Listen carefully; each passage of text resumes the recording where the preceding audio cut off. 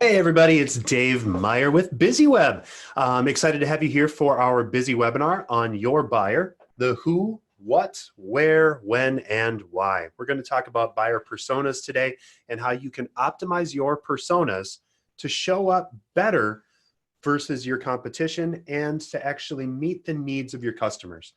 You're probably going to notice a few different things or new things inside of the Zoom today.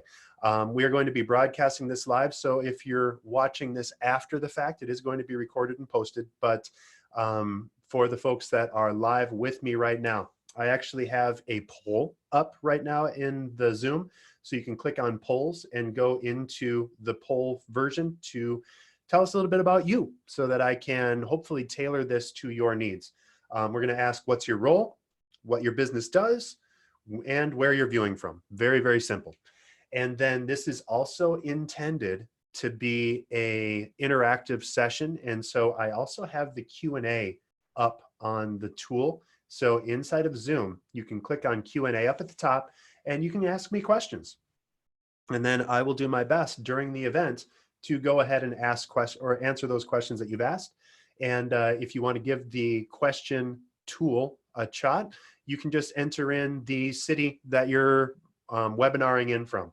So that's us, and we're going to get started right now with all of the details. So let's get rolling. First, you might wonder a bit about who we are. And first, I am Dave Meyer with BusyWeb, and what I do for BusyWeb is I'm the president and owner.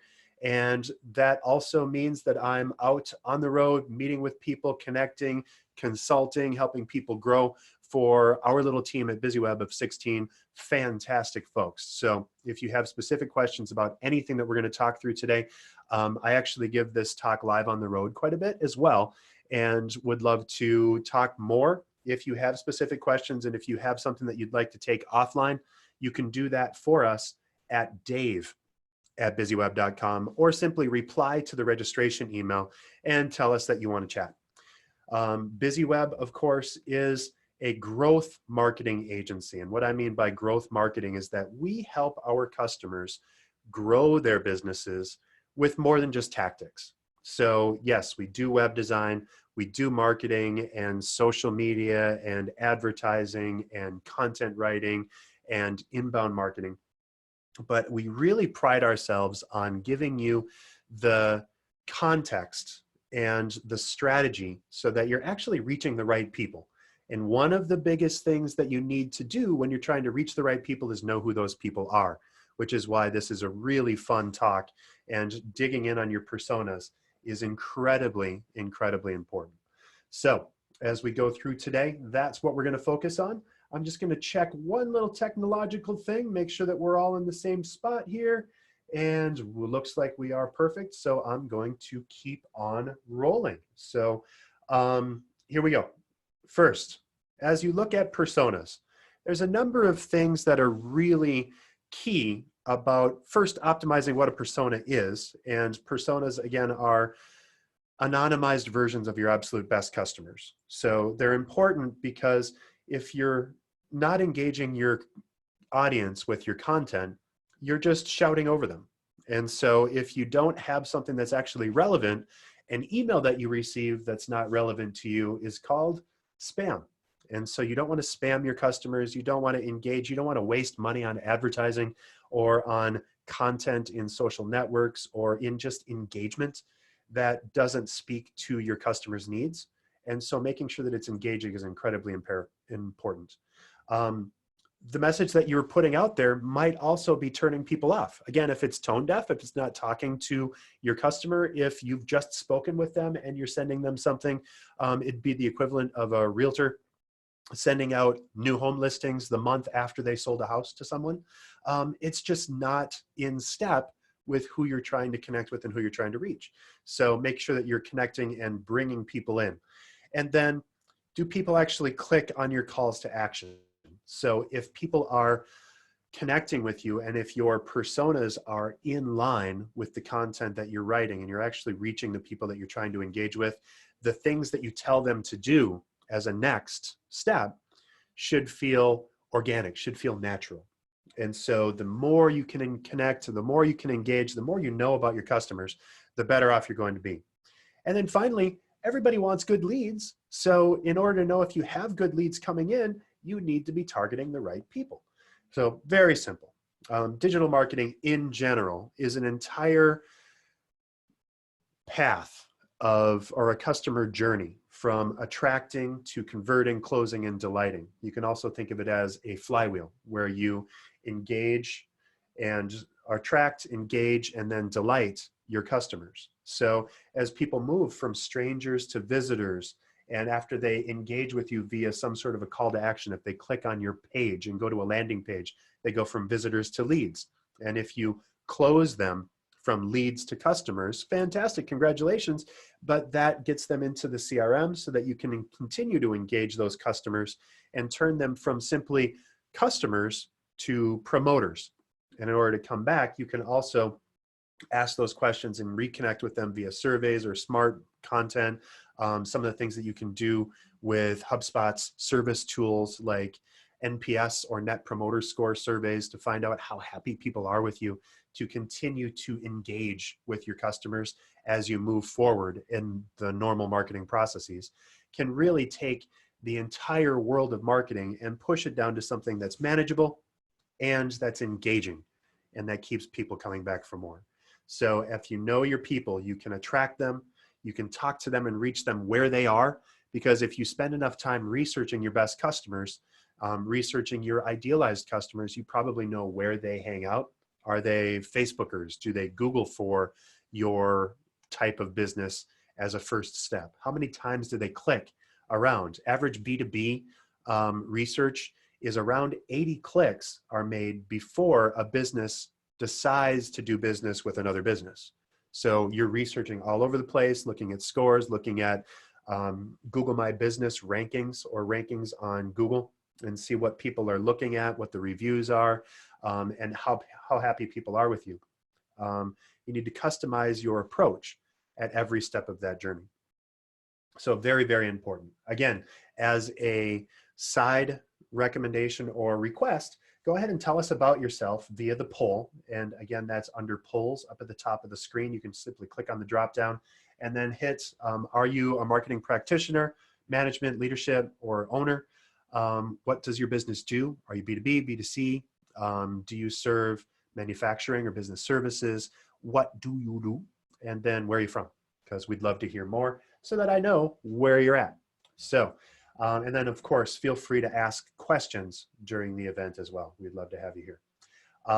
Finally, and next I should say, here's what we're going to talk through in depth when we talk about personas. So that was the lead up to who we are and what we do, and this is what this talk is about. First, we're going to go through who is your buyer and building that persona for them, when to use personas in marketing as a sneak or as a sneak peek or spoiler alert, pretty much all the time. And what is your buyer's journey? We're going to go through a deeper dive into where people go and how we can engage people at every step of that carousel. I like to say that marketing is like hopping on a merry-go-round nowadays. It's not one path that you can engage with people. It might be on social media. It might be in a website search. It might be via an email that's been forwarded from a friend or a customer. It might be via advertising. Wherever people engage with you, wherever they connect with you first, or wherever they connect with you next, you have to have more steps to keep encouraging them to walk down the path of engagement with you until they become a customer. And once they're a customer, until they become a fan, a promoter, they're referring business to you, they're connecting you because you're doing such an amazing job for them. And then finally, where do they go on that buyer's journey, and why you should keep transitioning people from phase to phase, and a little bit of how to do that. We use HubSpot as our favorite tool. We're a platinum partner at HubSpot, and just absolutely love the depth and breadth of a single tool to let you do marketing and sales and service and have that all wrapped up into one big thing. So I'm going to talk a little bit about that as we go through. All right, let's get ripping and get into buyer personas. First, who is your buyer persona? And the short answer is it's really not everyone. If people ask you, who do you do business with? And you say, well, I really do business with anybody, or anybody with folding money or whatever that is, you're missing out on the opportunity to engage deeply with the right prospects. If you're not specifically talking to your best customer, you're not going to get more of that best customer. And so you need to be very careful so that you're focusing on the unique customer that you're trying to engage with and give them what they're looking for. So identify who your highest profit customers are, who your best and favorite customers are, the people when they call or when they pick up the phone to connect with you, you're excited to pick up that phone or excited to answer the email, or you'd want to hang out with them after work to reconnect with them, and figure out who that person is. If you're selling to anyone, you're not really connecting with any specific person. So once you know your favorite customer, it makes it much easier. And again, you have to be relatively thoughtful on this, because yes, you might have a favorite customer for having beers with, and that's a part of your engagement process, or it's a part of your business, but that person might not be the most profitable business. So you have to kind of balance that act of working with. Who do you make the most money with? Who is the easiest to work with? It should feel like a joy to work with specific kinds of people. And those are the people that you want to reach more of. Next, here's what a buyer persona is and some examples of our buyer personas. So it's a semi-fictional representation of your ideal customer based on real data and some guesses about their demographics, behaviors, and basically what makes them tick. So here's some examples that BusyWeb has pulled together for past clients. And you'll notice that we have, even though it's a anonymized person, we give them a name. I like making them semi-alliterative. So property manager Paul, in my opinion, is easier to remember off the top of your head than Susan McGuire or Sarah Anderson, right? So if I'm writing for Susan, that's great, but I know that property manager Paul, that's what he does, and I can just plug right into Paul, right? So making it as relatable as possible, printing out these sheets and keeping them above your desk before you set any marketing campaign, any advertising program, or before you write your next blog. You can even give yourself a shortcut by literally putting "Dear Paul," and then writing the news posts, writing the advertisement, writing the letter in email to that person can be very, very engaging and very easy. It's just a way to personalize and to bring it down to who you're actually reaching. So in this case, Paul is more of an extrovert. He's more of a thinker versus a feeler. He likes to get right in. He's probably in disc profiling, a D with a little bit of I in there.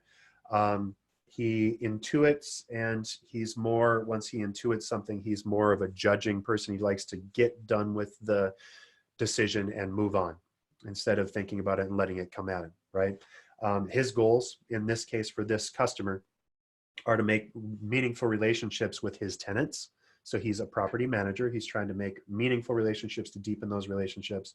They implement safe standards for operations, consulting with his tenants on construction projects.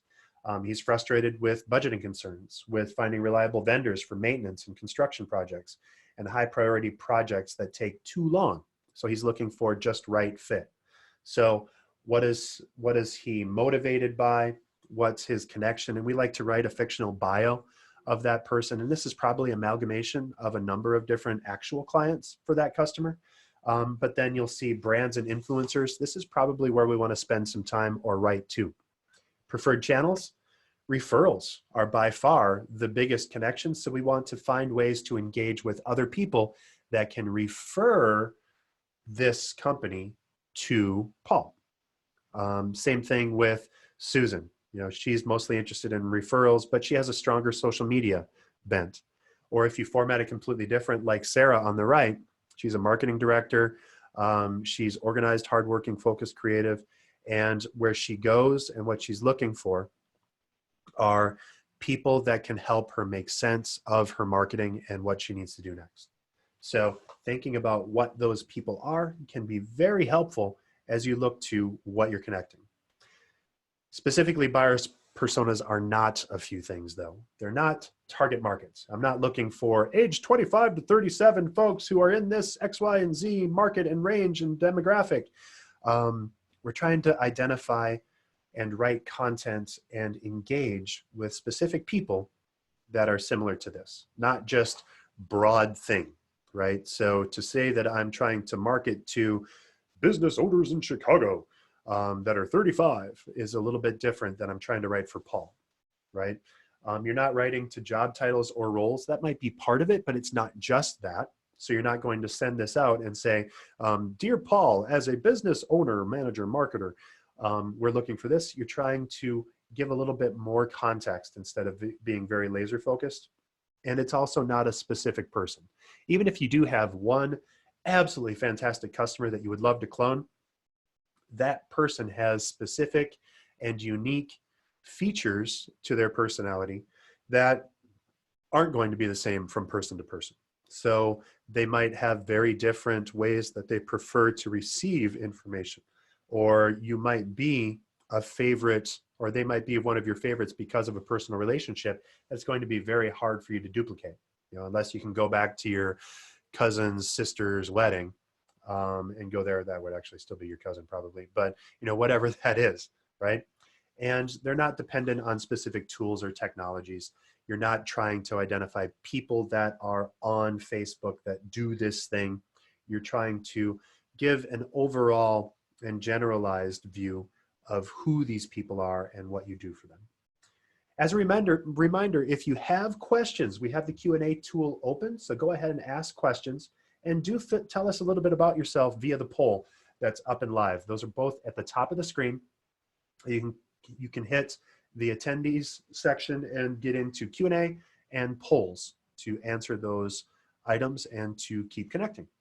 All right, here's why personas are useful.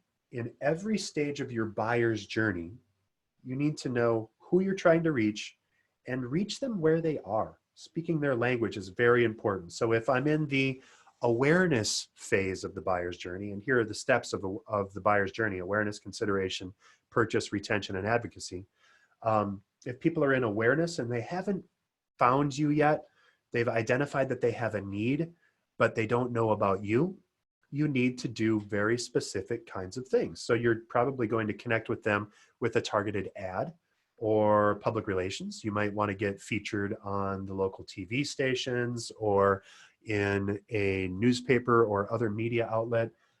Trade association journals and publications can be very helpful in the awareness stage, and connect with people where they live.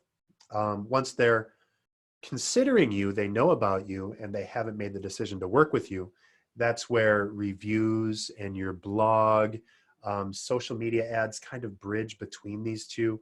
Other media that's available if you have downloads, white papers. I'm going to give you an example of those, and everyone that's registered for this event today is going to get access to 2 amazing tools that you're welcome to use for your business, for example. But media like that can help in guiding consideration. And then once they're ready to purchase, to lock it in, your website is where the landing page is. And that might not be your actual website. It might be a landing page site through a tool like HubSpot or other landing page tools. It might be a purchase if you're a B2C, or if you're a B2B to C, where you're connecting with other businesses that are B2C, helping them get all the way to that end point. But remember, it's not a end once they buy.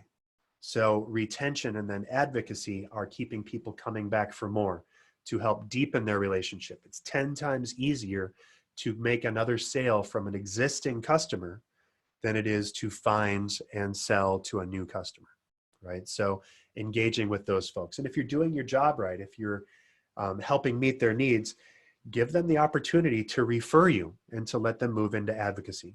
So whether it's promotions, the newsletter, a buy one, give one kind of engagement, whatever that needs to be, encourage your customers to help you spread the word because they know people like them. And so if you're looking for more people like your favorite customers, giving them an opportunity to connect and engage can be very, very helpful in helping you grow your business. So you need to know where your customers are. And so look at and do research on how your best customers stay informed. Where do they get their news? Are they on the red side or the blue side of the media outlets? Do they check out trade association journals? Are they Googlers? Are they on Facebook? Are they on LinkedIn? Do they follow groups? Where are they? So you have to kind of interview your best customers and get some details on where they hang out. And so that's what shows up under preferred channels. Traditional ads in newspapers or in media. For Susan's case, she's a little lower on that, and she's much more going to be influenced or consume online social media. She's, of course, going to give a lot of weight to referrals. So making sure that recommendations or rankings are prominent on your website, showing examples and testimonials on your website is very important if a referral is important. PR guerrilla efforts for Susan are low. So we might not want to focus on a lot of news releases to try and engage specific markets, again, because she's not quite as engaged with traditional advertising and traditional channels. She doesn't have a lot of time. So that's where she wants to work. Personas can guide product and service development.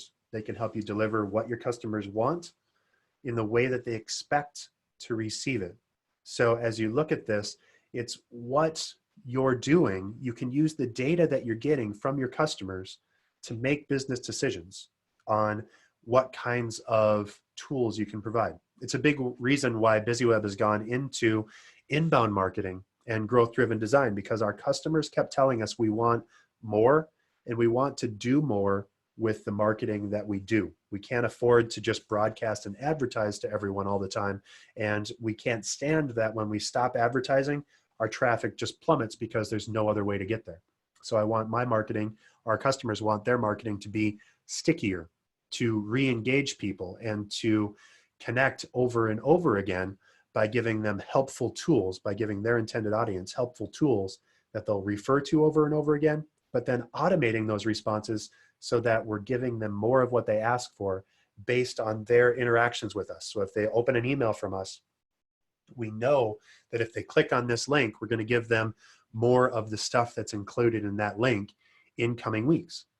And if they don't interact with us, then we know that we need to take a step back and maybe give them more general information in the hopes of re-engaging.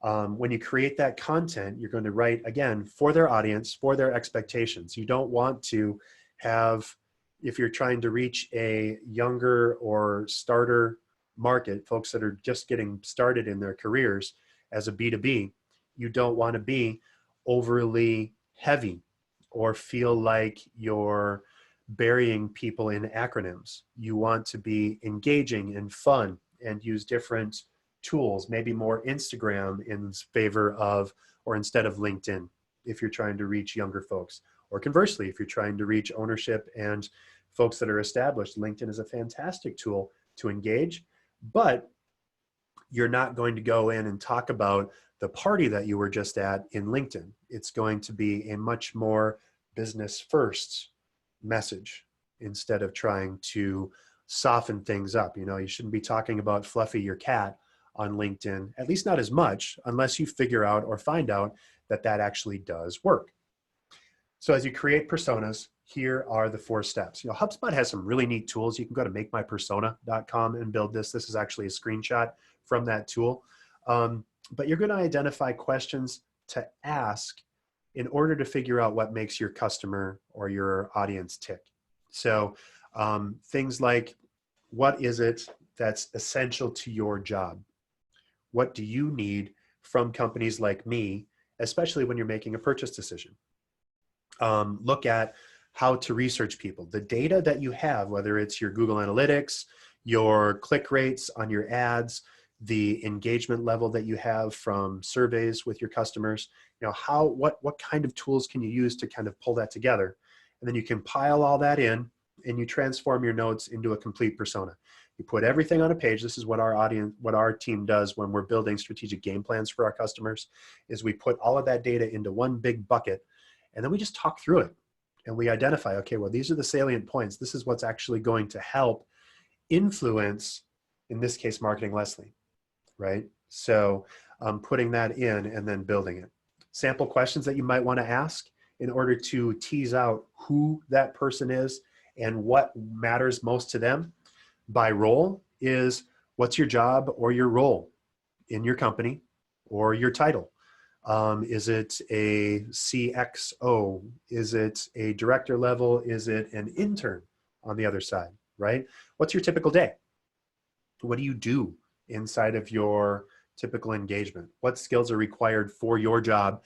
Ideally, skills that are required for your job that nobody else in your business has, right? Because then you can identify things to help tie those skills to your deliverable, what you do. What knowledge and tools do you use? Are you on a specific CRM? Are you using different kinds of tools? Are you a Microsoft person? Are you an Android person? What kind of reports do you create? Are you in the Microsoft suite, or what is that? And then who do you report to and who reports to you? Who do you have to influence in order to engage those people, or in order to help those people engage on your behalf? For companies, what industries does your company work for, and what's your role? What's the size and the organization of that company? Is it a flat organizational structure? Is it very tiered? Is there a lot of help having to connect with someone's boss to connect with someone's boss?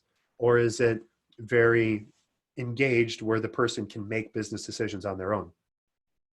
Goals. What are you specifically responsible for? And what does it mean to be successful in your role? If you have a knockout year, what things have to happen, right? So getting into some of those things, they might not directly tie back to what you as a marketer provide to your customers. So figure out what that is. Challenges, of course. What are your biggest challenges? What do you wish you could do that you don't get time in your day to do? Where have other providers like us failed in the past? Watering holes. How do you learn about new information on your job? So what publications, what blogs, what associations are you a part of? What social networks do you hang out on? What do you do? Are you a big Twitcher? Do you Twitch? Do you hang out on LinkedIn? Or are you more of a Facebooker? Or are you more of, whatever that is? Where do you hang out? Personal background. This kind of helps to just kind of gauge what level of engagement you're at. So age, family, if you have kids or not, what your level of education is, kind of helps just come up with common themes or common metaphors to engage with your customers. If you can talk about, if you're mostly dealing with folks that are married and have kids, you can talk about things that are a little bit more parental. If you're not, if it's a younger audience, or if it's a looking at retirement audience, you're going to obviously talk about things in a slightly different way. And then this kind of gets to the purchase decision and how they work, not necessarily for you, but their shopping preferences. How do you prefer to interact not only with vendors, but make purchases personally? So if you're an online only shopper, that's going to help engage. If you want to be able to tactilely engage with some person, some content, if you want to be able to touch it, feel it, interact with it, you need to provide things at a slightly different level, right? Do you use the internet to research? If yes, how do you search? Do you Google, DuckDuckGo, whatever? How is that engagement? Are you a YouTuber? How does that work? And then you can also, and should also, tailor questions to your industry. So being specific as you can is really helpful around, again, trying to reach the right people. So this is why you want to be careful not to just serve everyone, because it's really hard to find everyone. You want to find marketers in a specific audience and in a specific market and in a specific mindset. So the more that you can connect at that level, not only is it more likely to engage the people that you're trying to reach, but your cost of acquisition dramatically goes down the more targeted you are. So it's a fun little double whammy. The more targeted your marketing, your keywords, your content around specific people, the less expensive it is because there's fewer people competing for those keywords in that longer tail or the longer keywords. And conversely, you're spending less money, but you're getting much better response if you're higher targeted. So if I found those 5 people in the market that specifically want my tool and have typed that exact phrase, the likelihood that they're going to engage with me because I've met their need dramatically goes up. So cheaper and more effective, much, much funner to engage at that level. So as specific as you can, your goals, what do you need to accomplish that you can help them with? What's that next step? What are the challenges and what barriers do they have to entry? Preferences, what do they read, go, who do they trust? Who do they trust is pretty important. What organizations do they join? What terms and solutions do they prefer? So making sure that you're as deep and as in step with their expectations as possible. As you research, of course, interview customers. What interested them and got them to click, to connect, to call? If it was a direct sales where someone actually made a connection and you met them and had a longer conversation and they pulled that in, fantastic. Still find out what made them choose your company, what made them choose your product, your solution. Survey, ask common questions. So do a broader outreach to your customers. This is, again, where HubSpot Service has a brilliant survey tool. You'd also use SurveyMonkey or some other tool to engage, but you want to get out at least 20 or 30 different people across the spectrum of your favorite customers and just ask them those questions. Talk to your coworkers and see what other insights they can give you, because different people on your team are interacting with your customers differently. So your support staff might have a completely different set of needs for their interactions than the sales staff would be. So the people that have to actually do the things after selling might have a different interaction, and you might find some amazing nuggets of, it would be amazing if we could just answer this question for people much earlier. Industry keywords, look at those industry publications. If you're into manufacturing, if you're into senior living, if you're into left-handed widgets, find out what those widgets are and what people are searching for inside of there. And then review them on social media. Check it out. You know your best customers probably. You're probably engaged with them on social media. Where are they hanging out? One of our customers, as a business coach, was finding that a lot of her customers were risk takers. They loved like high octane, high adrenaline engagements. So she tied all of her marketing to rockets, or not, but to rock climbing, to auto sports or motocross or that kind of stuff, to things where people were out in nature and doing things and just getting their hands dirty, literally. And so she found that her engagement level with those right customers went dramatically up when she started targeting to that, instead of just focusing on spreadsheets and the things that she did. Your customer activity is super easy in HubSpot so that you can see what people are doing, what pages are most popular on your website, what kind of forms are they clicking. You can use tools like Hotjar to figure out for your customers, where are they spending the most time? Where do they hover their mouse over their screen, or where do they tap with their phones? Where do they click? What's the most popular stuff? Google Analytics has a fantastic tool where you can click and you can follow the pathway of every visitor and get an overall upshot of everything that people are doing. So for BusyWeb, for example, most people visit our homepage, and when they do visit our homepage, they go to not our services, but they go to our profile. They want to know who we are before they're even interested in what we do. And that's fascinating. So we spent a lot of time cultivating the personal connections on our About Us page and listing more detail about who we are, what makes us tick, and why you can trust us in your business. Your favorite social networks, the common first actions. What's that call to action that's most likely to connect and engage? It's probably not click here as a button. It's probably something that's more action oriented inside of that button or that image or that video that you engage with. So best practices, focus on the motives behind people's behaviors. Why are they doing what they're doing? Why are they asking for this? Why are they looking for a new partner, for a new tool? What hurts for them that you're solving? Keep them fictional and specific. You don't want to write directly to a specific customer, again, because that starts to limit what you actually do. You say, well, Bob hates this. Well, Bob might hate that, but Bob the Builder, who is a fictional version of Bob, probably doesn't hate that and might be more open to that kind of message. Focus on the best of the best. Trying to go for the top themes that bubble up every time you think about the kind of person that your Bob is. Choose a primary persona. So don't try 5 personas.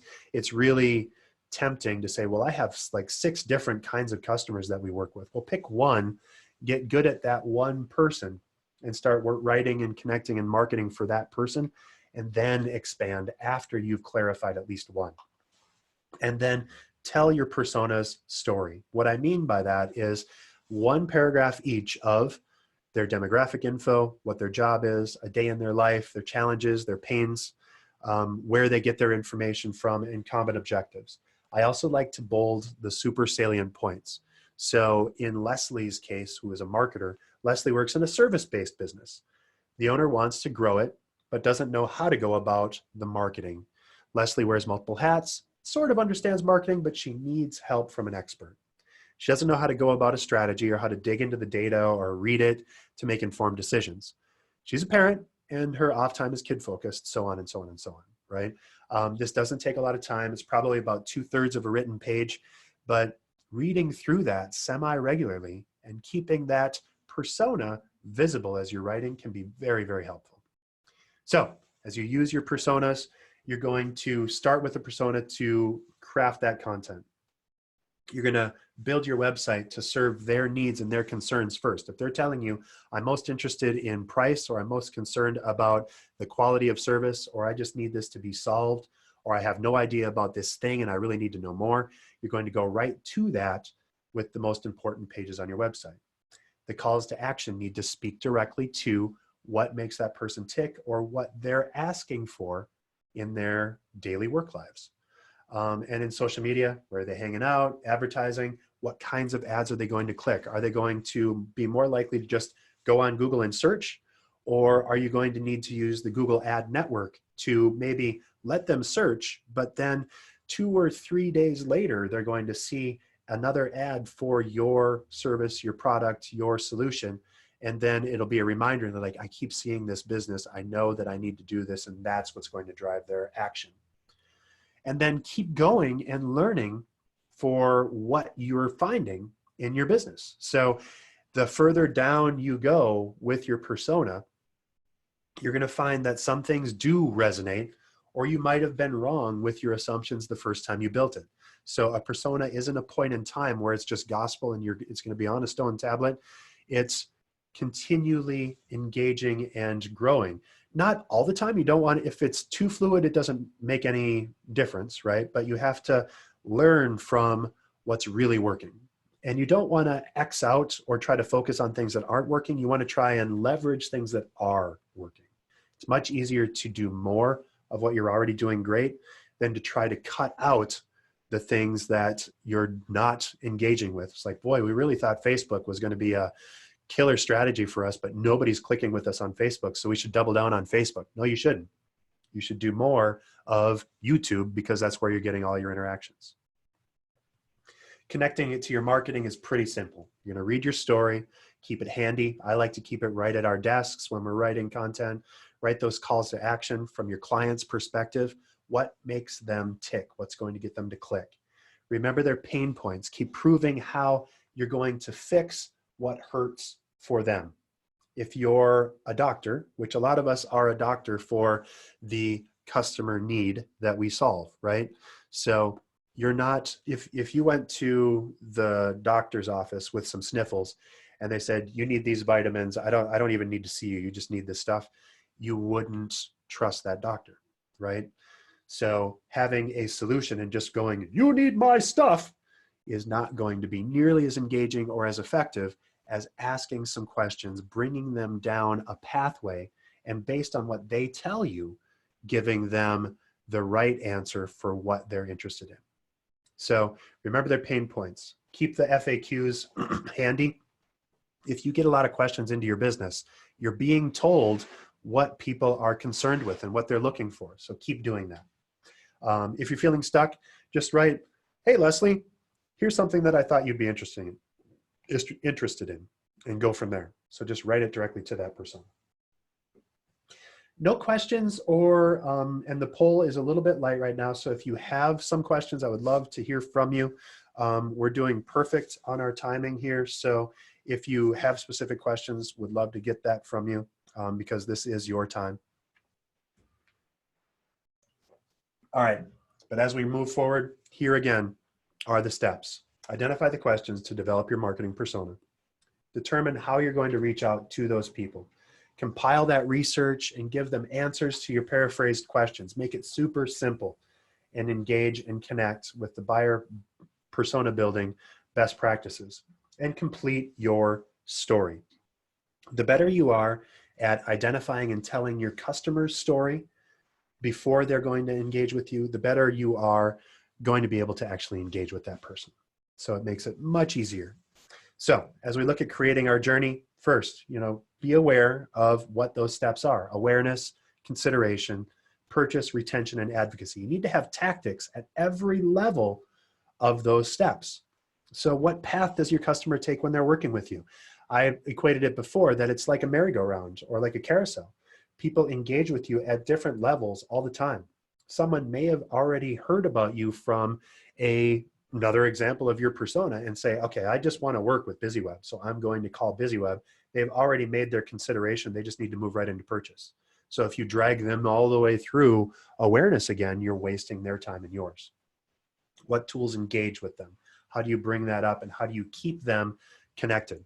A lot of times it's just setting up a thoughtful process where, based on what they're telling you, you're providing them more and deeper information. That's called inbound marketing. That's what BusyWeb does as a practice. That's what HubSpot as a tool coined. And so it's very, very simple.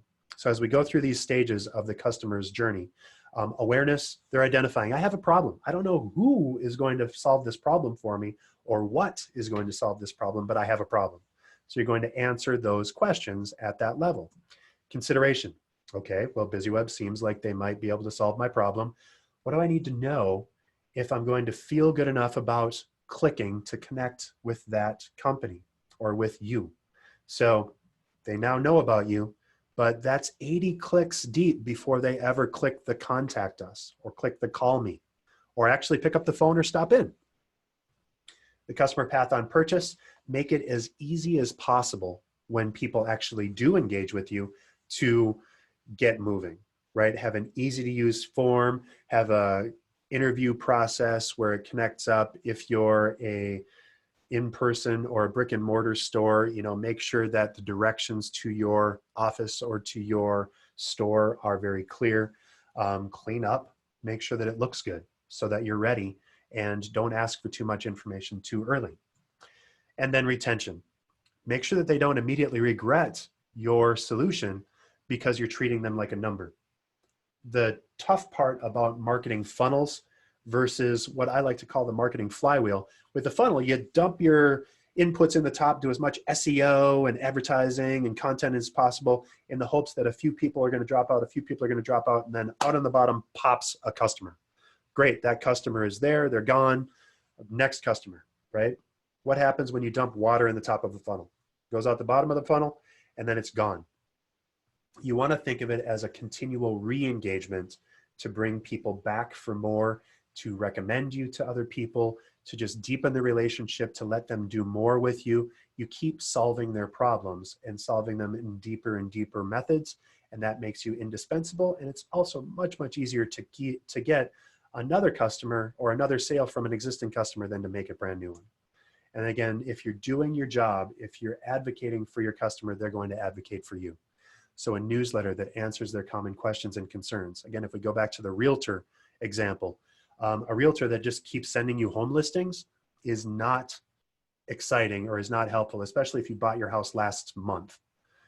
If, however, you have a newsletter as a realtor that has, here's all the common things happening, or here's what you need to know in your community, or here's what the summer is going to look like for, you know, retirement or rental homes, right? Give them more of what they need. Your social network should tell more about you, help them connect. So that's the entire buyer's journey. Now this ties directly to the inbound toolkit. So inbound marketing is all about, you know, inside of the awareness, you're doing public relations, you're doing word of mouth connections and online ads and other things. For consideration, that's probably email marketing, pay-per-click, social ads where you're connecting with people and engaging deeper and deeper, reviews, blog, media that you're purchasing and earning.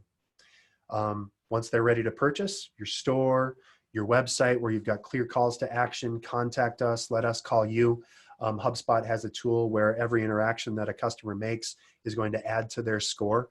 And for us, example at BusyWeb, enough interaction and enough connections with us, it automatically scores us high enough that we send a task to our sales team to proactively reach out and say, okay, well, I noticed that you're really interested. How can we help? And then once you're at retention, they need to know some things once they're your customers. So what are those frequently asked questions? What's the knowledge base that you have? Is it a chat bot? Is it more things that you can ask to get deeper and to get better? And then to keep people coming back for more and to make it easier for people to refer you, what are the promotions? What's the blog? What's the social networks that you can continue to engage with to let people do more of what you want them to do and to make it easy for them to recommend you? So here are those tools again. If you want to take a screenshot of this, again, we're going to make this kit available for you. And then how it works in real life, maybe something like this as an inbound journey. This is an example of a tool that we've republished, but the journey goes from awareness to connecting with people to research. And this is where that up to 80 clicks will happen before they actually connect with you, and then they purchase, and then you keep coming back to more with more case studies, product demos, ROI, all of that stuff to help people re-engage. Here's another example of what a content journey map might look like. So for your persona, you may want to create this. And again, this is coming to you if you've subscribed or if you registered for this event. If you're watching it afterwards, as long as you registered, you're getting this in your inbox. But your buyer's journey goes from awareness to consideration to decision. And then here's the kinds of content and the keywords that you're optimizing for based on each of those. In summary, since we're running pretty low on time, I want to give you a couple of tips. First, remember what you need to do when you're creating a buyer persona. You're developing an idealized picture of your absolute best customers because you want to engage with them at a more meaningful stage or meaningful level than your competitors. And broadcasting and trying to be something for everyone is a surefire way to make sure that you're not really relevant to anyone. So make sure that you're giving them exactly what they're looking for by focusing in a laser focused way, by saying no to the things that you're not and focusing more on what you do. Use your personas in marketing to engage when you're starting to write content, when you're starting to write engagements, when you're writing an automated re-engagement process. Give them all of the pieces of your content or of your relationship. And if someone opens a letter or an email about a specific thing and they click on a link, give them more of what the context was of that link after their next click. So don't treat them like a number. Treat them as, you know, I'm helping you. I'm the librarian that's giving you more information as you're doing the research that you need to do to make a decision to either buy from us or to keep working with us or to recommend us. So wherever they are on the buyer's journey, let them on and off and give them the tools to continue to engage. All right, so a couple of big things. We're getting close to the top of the hour. I want to share with you a couple of tools that you're going to get. If you registered, a link is going to be in the thank you email. So watch that thank you email for this. This is the buyer persona template. This is going to help you walk through all of the stage of building your buyer's journey and how to build a buyer persona. And then if you fill that out, you're going to want to do something with it. So we have this fantastic new tool that our team's been working really, really hard on, and I'm super proud of. It's called the Inbound Marketing Toolkit. It's the beginner's guide to inbound marketing.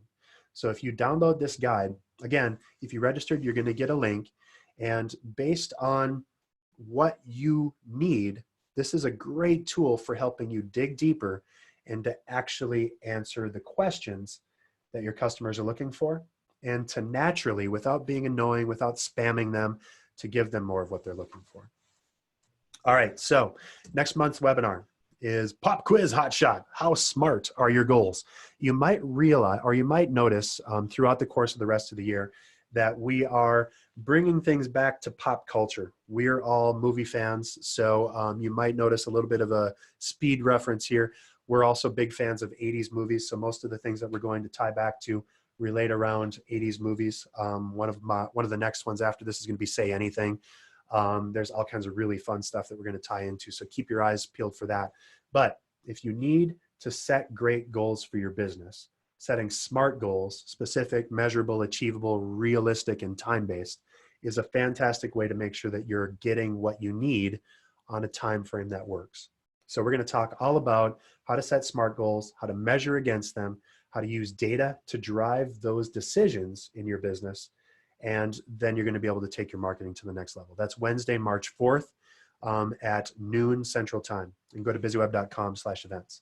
Now, here's my contact info if you want to get a hold of me. And since we do have a brand new team member at BusyWeb, I also want to introduce you to Ryan. And so I'm going to stop sharing so that you can see me. And so Ryan, step on over and say hi to everybody. Good afternoon. Hey, so we've got Ryan here, and he's going to sum up everything that we just talked about. I'm just kidding. I just wanted him to say hi. You're going to be hearing from Ryan. You're going to see Ryan on upcoming content pieces. He's a former legal guy, so he came from the legal world, and he's taking that depth of knowledge and just being an incredibly nice guy to connections with our customers. So welcome. Thank you very much, Dave. All right, perfect. Well, that's all that we have for today. So hopefully you got something out of today. Be sure to download the content and get it in here. I do see one chat when you're building the personas. It can be a little challenging to get all the information. Looking for sample interview to get the data. And actually it's in that toolkit that we gave you. So it has sample interview questions. So thank you, Dave. And I apologize, I didn't see that before. It should have popped up in my questions, but for some reason it didn't until I just went lower here. So thank you so much for that question, Dave. And we'll give you some more. Reach out to me at dave@busyweb.com if you have more specifics, and I can give you some exact answers. But you know, what's a great day for you? What makes your boss excited, or what's going to lead to that next promotion for you? How do you know your day is going to suck, right? So what are those things? And answer those questions for your customers. All right, so this is me, and I'm Dave, and welcome Ryan Washington at busyweb.com to the team. And thank you so much. I hope this helped you generate buzz without getting stung. Talk to you in March.